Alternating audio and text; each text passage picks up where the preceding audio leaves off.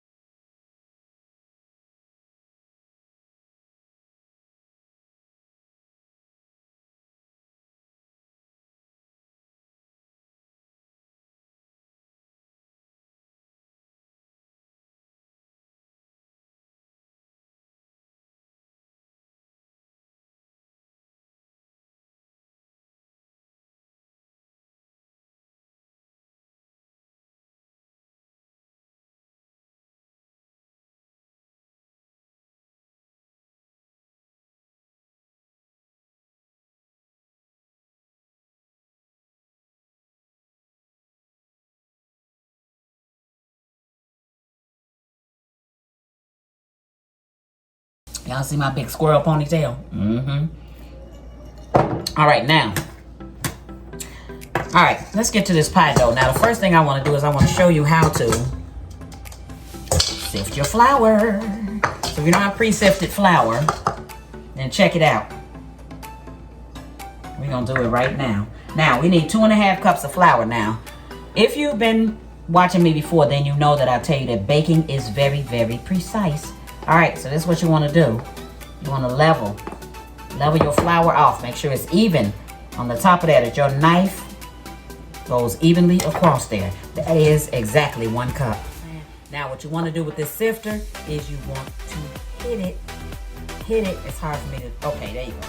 Now, you want to hit it lightly. Because if you hit it too hard, then the flour will just jump over the side. So now you want to lightly hit it or shake it. It gets to the bottom like that, shake it. Now, what you want to make sure is there's nothing left in there. You see what I'm saying? So you just pre-sifted. Oh, you just sifted, I'm sorry. You just sifted your flour in there. So that is perfect. All right. Don't mind my hands this week. It's been a rough one, so. Been a rough one with my nails. Now, let me tell you something. All right, so we have the 2.5 cups of flour, which I showed you how to sift. All right, so we got the tablespoon of sugar, teaspoon of salt.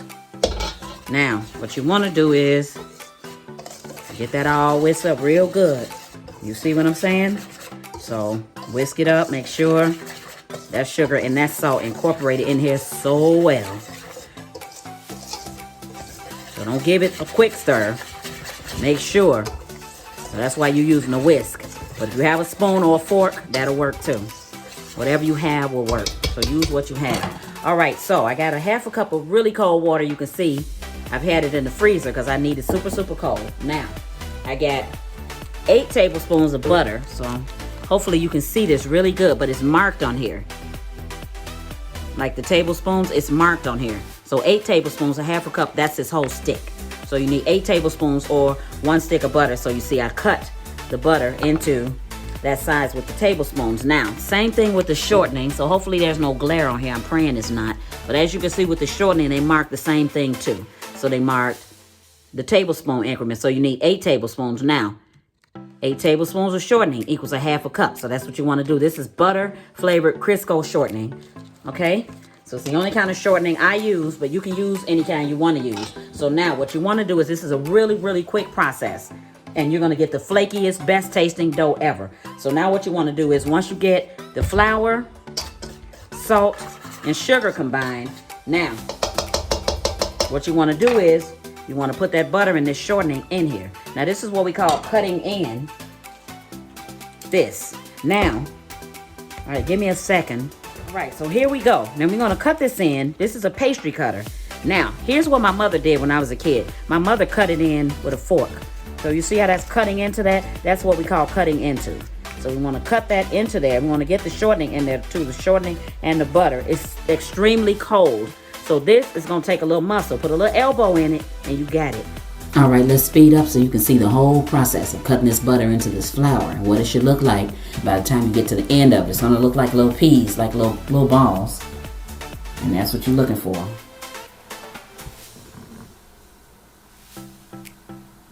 So take a look at it. Just keep doing it. Keep doing it. As you can see now, you see little balls of butter and flour. That's what we want.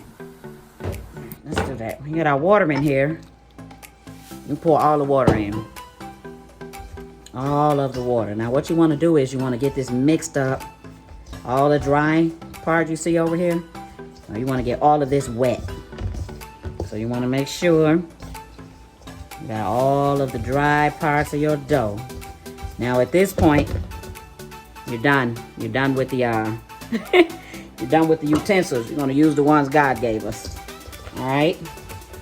So now what you want to do is, you want to do just what you see me doing. All right. All right. So you want to get this into a nice big ball is what we're going to put this in. We're going to put it into, after we get this mixed up like we're doing. Okay. I'm going to take this whole thing. All right. Shape this into a nice ball. Now, if you start feeling like at some point you need more water, if you think you do, put them in by the tablespoons full. So if you're gonna put, more water in here, like now, this is a little dry. So what I'm gonna do is, I'm gonna come back with another tablespoon of cold water. Just one. Careful with this dough. And always add by the tablespoons full. No more than that. You feel me? Don't do it. Don't you overload this dough where it's so wet and sticky, because that's not what we're looking for. We do not want a wet, sticky dough. We want a thick dough like this. That's gonna feel like clay. Not necessarily soft like Play-Doh, but like actual clay.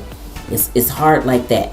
So you don't want it to be easily pliable. You don't want it to be soft. Remember, this has to stay cold. There's butter in it that must stay cold. And you can see the butter in it. If you look at it, you can actually see pieces of butter in this. So this is really seriously going to be a nice buttery and flaky dough. But that's going to be the key to making sure it's buttery and flaky, is keeping it cold and keeping everything about it cold. So now what we're going to do is, we're going to shape it just like we're doing now. Shape it like that. Shape it into a flat disc.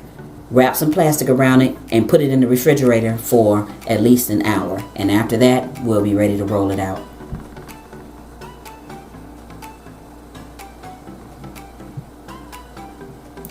All right, first things first, we want to get some flour. In this case, for me, it's on the countertop. Whatever surface you're using, you want to get some flour on it, and not a lot. So you see, I toss them over there. All right, this dough is enough to make 2 8-inch or 2 9-inch pie crust. So you see, I got half of it right there. I'm going to formulate it into a ball. Now, when you form it into a ball, you're going to flatten it into a disc. And that disc is going to allow us to roll it out. You see what I'm saying? All right, it's going to allow us to start rolling it out. So look, little flour on the bottom, little flour on the top, spread the rest of the flour out on the countertop. You don't want too much flour on here. Now your rolling pin, your glass, whatever you're going to use to roll it out, put a little bit of flour on it. Just what I just did. Took my hand and just rubbed a bit of flour on there, not a lot. And if it starts sticking to your dough, do that again, but only put a little bit at a time, like really a small amount. Don't put a lot of flour on this.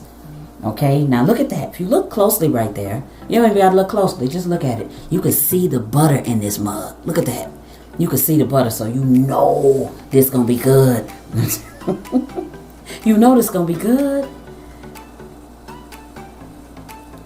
All right, there you go. There you go. Yep. So just keep rolling it out until you get it to wherever you're trying to get it to. So at this point, I'm just trying to show you how to roll it out. So now that you see, you put flour on it, the top, the bottom, roll it out. You roll it out to whatever size or shape you need to roll it out to. So you cut it square, cut it round, you do what you need to do. But at this point, that's it. Thanks for watching. See y'all next time. As always, I appreciate you. Hit that like, subscribe, and share. Thank you.